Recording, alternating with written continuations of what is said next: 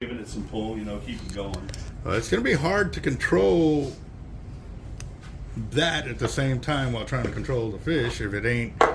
Do you have like a harness set up to keep the rod and reel in play while you can drive or steer or whatever?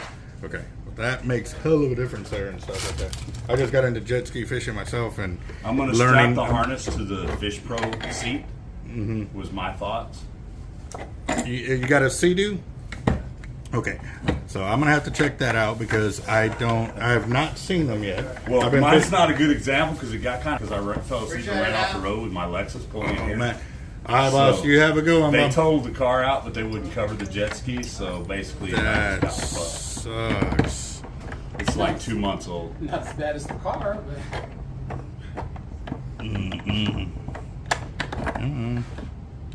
see, every time he talks about hooking something out of those jet skis, I had the same conversation with him. That's why I'm thinking maybe if we go out to a rig. That's why I'm thinking if we maybe take 2 skis out to the rig, we'll tie one off to the rig, and then both jump on the Fish Pro, and then one of us can be focused just on the rods, and one person can drive and troll. That was my thoughts, but you tell me what you think. That would be good, but I would take a third person for the secondary jet ski to follow y'all. Because say something happens and y'all are both off the jet ski or whatever. Now we're fucked off of one. It's only 600 yards away. Swim back. Yeah. You know, I'm just. I feel what you're saying.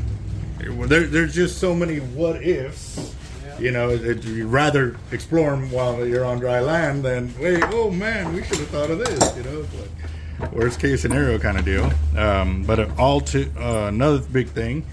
Do you have any of the like insurance for like towing capability and stuff like that? I got Tow USA. Yeah, good deal. Tow USA. For offshore fishing, exactly. Right? Yes. Up to 75 miles. Good deal. Well, then that covers both skis. I hope so, right? Yeah, we can tow that one, but we can't tow the other one, you know? Yeah. No, most definitely. Wow. All right, guys. This is Team Hard Life Captain Alberto Zertuche here, and we're going to be doing the 100-pound Beyond Braid on this International 130. And it's the VIS series. Okay, now I've got to... Man, I wonder if this is one of the newer ones, the newer pins. Brand new one. Is one of the... Okay. I know it's brand new, but of the newer generation that are claiming to have a lot better line capacity than the older generation. Not sure. I don't know either. But we did break 30 last week or the week before, spooling it because of that deal that it claims that it can hold 1,015 yards of 130 on a 30. I've been spooling them a long time. They used to get only like 700 yards of 130, maybe. A week and a half of drag. It just so. The guy, when he said he had one, I said, man, how about this? You know, you send it to me, I'll work a deal to spool it for you, just so we can get that reel on the library for the knowledge kind of deal. Because he can confirm that it is one of those newer ones. But he was going to allow me to spool it, down spool it, up spool it, down spool it, with different weight classes of line so we can see what it actually holds. Yes, to figure that out. I'm known for putting max amount of line on a reel. It's just... when they were talking that, I was like, I got to see that for myself. I'm sorry, I don't. You know, companies will gloat about what they can do and this and that. Well, I put it to the test. Proof is in the pudding. Exactly. So,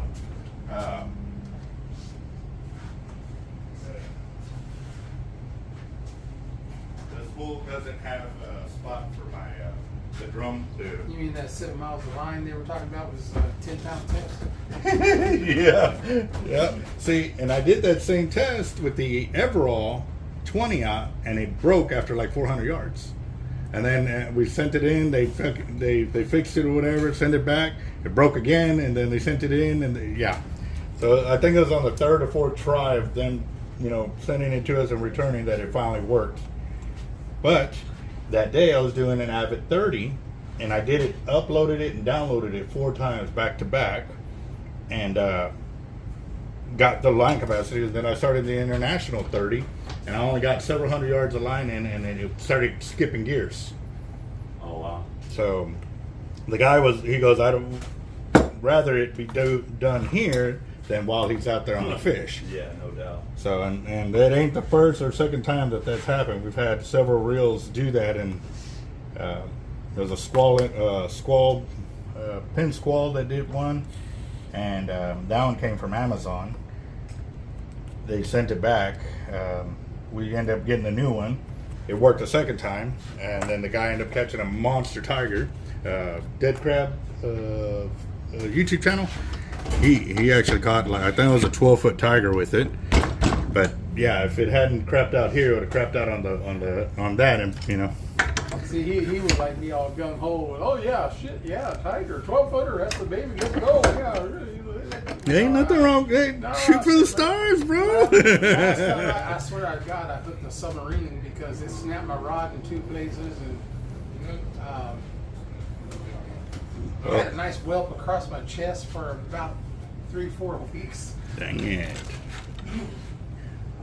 What's up, bro? She ain't got no rods around the $500 range, $600 range for that.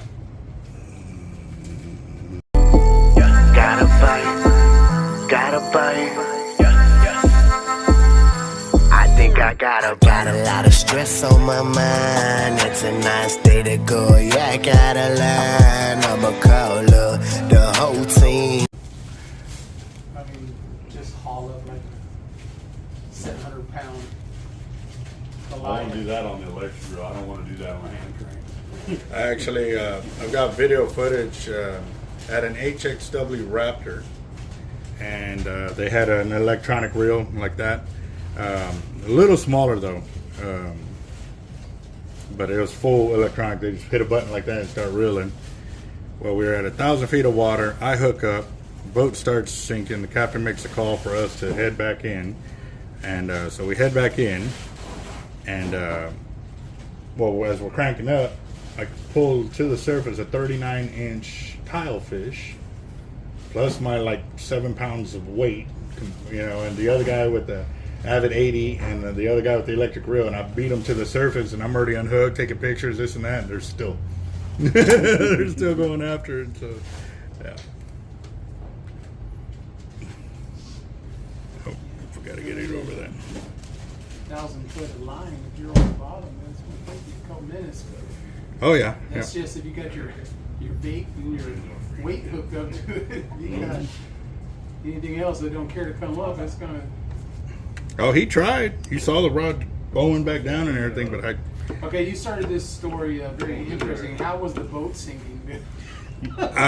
Don't know. But we were taking on water and we started listing. So he's like, dude, we got to get to speed to get the boat. So on the way in too, I guess they were having fuel problems, so they were even doing that, and it was just like nightmare. Yeah, it's pretty scary. I like how you started that story off with the sinking boat and then just left us hanging there. Yeah. Well, this is going to be real interesting because we've been having a lot of people talking about this Beyond Braid for line capacity and that it lasts so long and stuff like that. So I would really hope you check back in with us, letting us know how it goes. It's my interest as well, so I'll let you know. Yeah, but a lot of it, like I said, is all internet. You know, what was that? Hold on. That's something we also do here is we keep our fingers on the line the whole time looking for imperfections. Sometimes it's just twisting the line.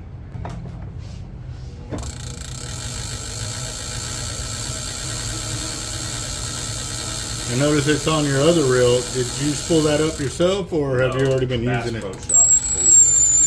Did you see how they tied it to the spool?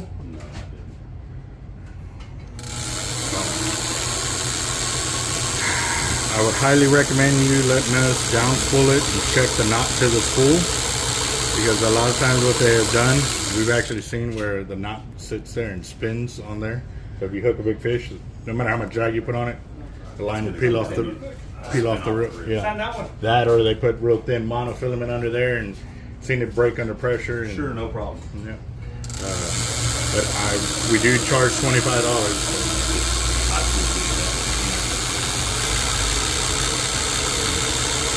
you notice I didn't use any mono or tape for your reel here, is because I developed this knot about, it's been about 20 years now, and it doesn't slip on there. So.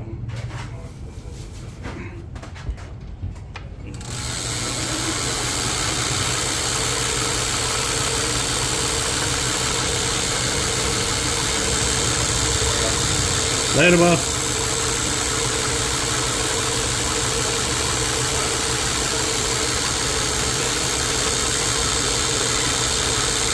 You know what pound test line you want to put on top? I was thinking on the same. 100 pounds? Yeah. Maybe like a 30 or 40 pound leader or something to be rock tie off of that. No? Okay, did I hear you right? A 30 or 40 pound leader or foot leader? If we do some dropping for big rockfish or something like that, yeah. Why only that little bit of weight? I don't know. I have no idea. I'm just Pitching things less out there, visible. kind of. Well, I don't assume to know what you know. You know what I mean? That's why I have to ask I only questions. say that because whenever we were dropping for rockfish, they had us drop our pound test, the front 10 feet to a 30 to 40 pound test. Whenever we were out on a boat. Oh, because you get hanged up a lot and stuff like I that. don't know if it was that. I figured it was just because of the visibility. That's why I figured what I assumed. I didn't. Okay. Maybe I should have asked. Yeah, I definitely would. The only thing I can think of is because of that they have you're obviously fishing in an area with a lot of hang-up, so it'll be easier to break it off, I guess. Yeah. And I guess those rockfish aren't very big that you can pull it up. You know, with the bigger the surface than words, you know. Okay. I haven't done rockfish personally, so I couldn't help you there.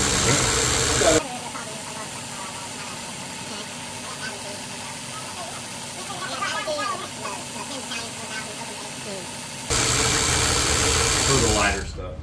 Okay. I wouldn't want to be using that big heavy summits for smaller fish anyway. Yeah, because you'd be using it way too much up and down. But I felt something, so. I'd rather use the smaller ones and catch the bait to attach to the hook for that one. What is that? That's what I felt. Huh? What is it? Just I black? don't know. I'm just Glue saying. or something? I don't know. Yeah, glue, the coloring. Ink. Mm-hmm. But I'd rather be safe than sorry. Me too. I'll step outside and check on my dog. I'll be right back. No worries. You can bring him inside if he's, pretty much well behaved.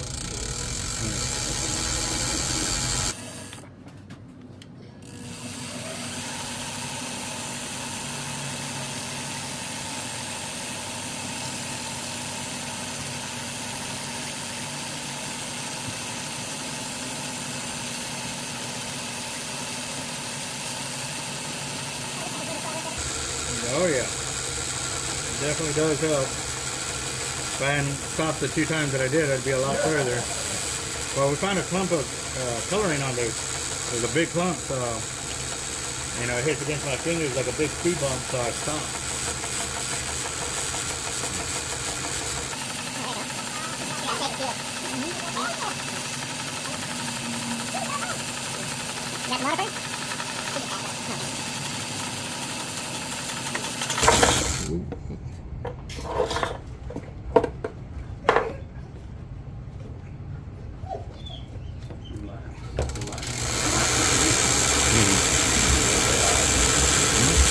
Doggy.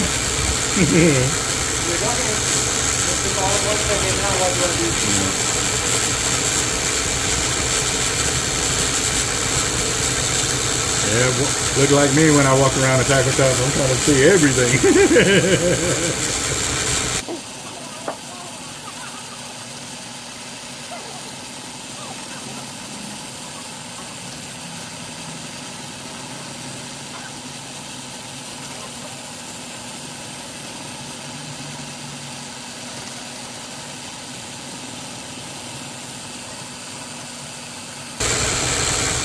Alright guys, so I just passed up 800 yards and I'm also passing up the first bevel right here. So if he had more braid on there, we should have been able to get 1,600 yards by the second bevel. But we're, what, 1,000 yards on this spool? There's supposed to be 3,000 yards, and he's told me I put about 600 on this. There should be about 2,400 there. It's a 2,000 yard spool. Okay. So 1,600 yards, 1,400 yards there. Alright, so let's check this out.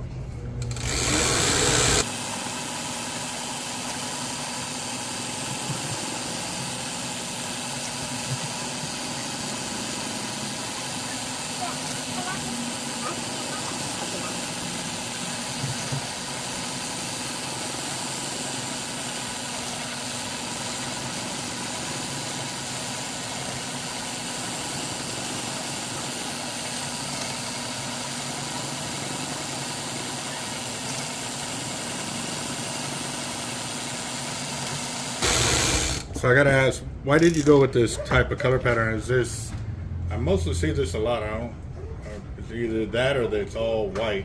They're the two colors that I've seen a lot with the braid. With the braid from They this say company. it stays hidden a lot better with the different color changes in the water. Okay. See that? Okay. Must have been more coloring. Okay. A lot of ink. Yep. Hey, relax. Relax. Come here. What did you hear? Relax. Yep. Hey, go Bart.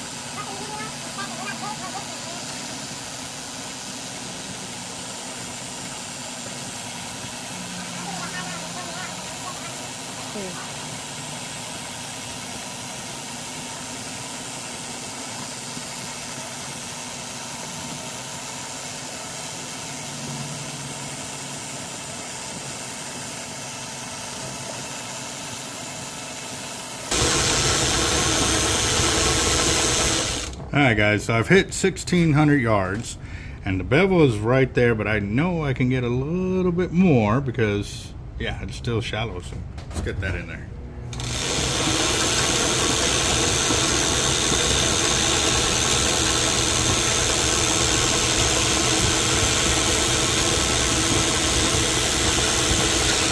Yeah, that's about level, so 1,650 yards right there. Wait, Yeah. 1650. At the second mark.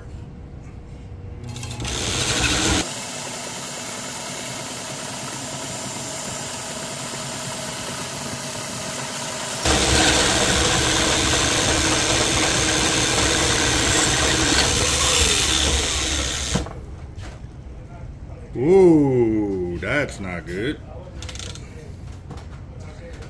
It only had 1,741 yards of line on there. 1,741 right there. 1,741 yards on it. It was supposed to have 2,000. Well, the rest of it he put on that other reel. Oh, okay. Well, I'm glad you said that because, you know, we would have been thinking that you got shorted by the company. So I like to have all that information. True that. I don't like to put something false out there. So good deal. I'm glad you said that. All right. So you said 100 pound and 100 pound, right? Unless you have a better suggestion. I love hollow core braid. You know, those are my big reels. The only On the reason front they have side? they all the way through. Like I use the hollow core all the way through. But I've been using mono because I've been boat fishing. You gotta use mono on there.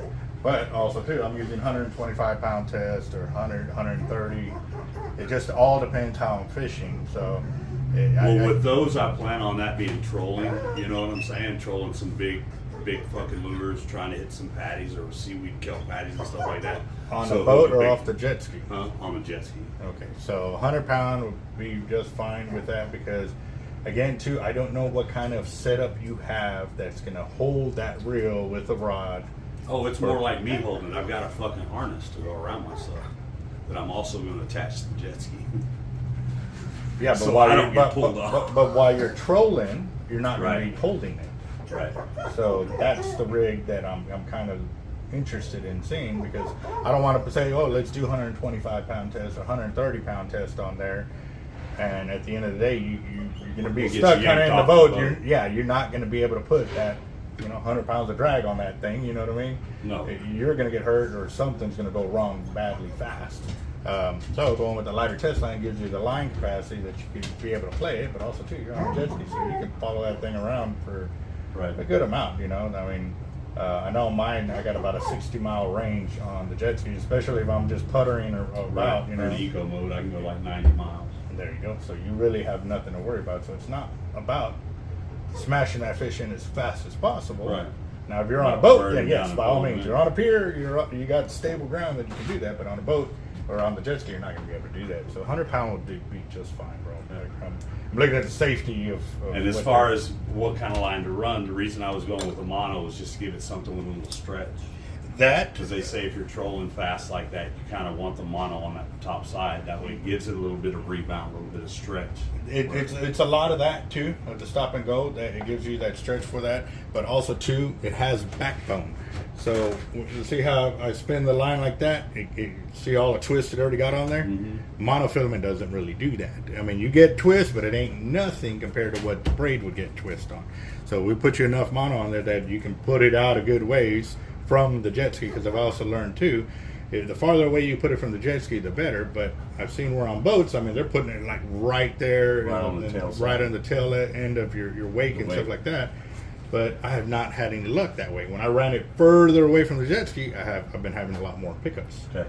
So It's probably because of that jet propulsion that causes the more different turbulence under there compared to a prop. that could be it. That really could be it. I mean, I don't know. Like I said, I just got into that I'm kind just of deal. trying- So I'm I'm brainstorming just- like you are. Yeah. I haven't even done saltwater yet. I've just been in lakes and rivers. Oh, wow. This is going to be my first experience. I don't even know how much fishing will get done the first trip. Yeah. We're going to go. Yeah. All right. So let me get the 100 pound. And I got some of those cable rigs so we can hook stuff up and go for big sharks at night. From the surf if we want to. Oh yeah. There we go. There's That's for sure. there's the worm, and then there's your. Do that. I end up stopping it at there. That'll probably be the thumbnail for the video.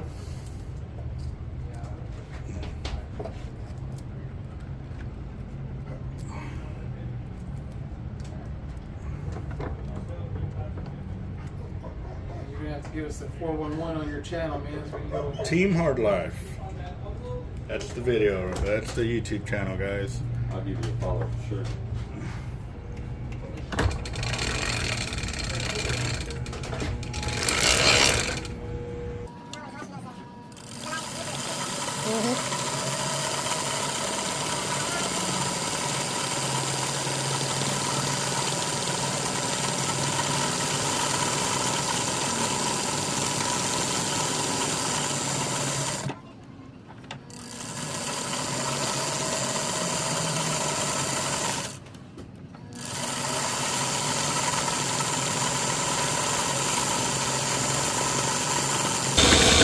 Okay, what I forgot to ask you is how much gap would you like between your line and your housing? You're at 2,000 yards total right now. 300 foot What of do that you is. recommend? I see you have that shit pushed up. Real Yes, close. but I'm very experienced at it. I got you. When reeling in with this kind of gear and setup, if you haven't played with it yet, give I have not. yourself a big, like right here, I'll stop. just because when you're reeling in with the fish and everything, depending on how it does, if you pile it up, it's going to lock up in that spot. Gotcha. I'll fuck myself if I don't focus if I'm not focused. Yeah. So and being I haven't used it before and I hooked the first big fish and it's liable to happen. Yes, sir. So we're going to stop how there. far out you're getting drugged. Make sure you got a Garmin that leaves that breadcrumb so you can, you know. It's got the Garmin. That's why I told him, I was like, we don't have to worry about nothing. The Garmin will take us right back to the beach where we launched. There you go. And yep, we definitely did leave a gap there, about a good 1/4 inch, and we're at 2,000 yards total. So 1,700, I think it was like 1,740 of the braid, and then the rest is all monofilament. There we go.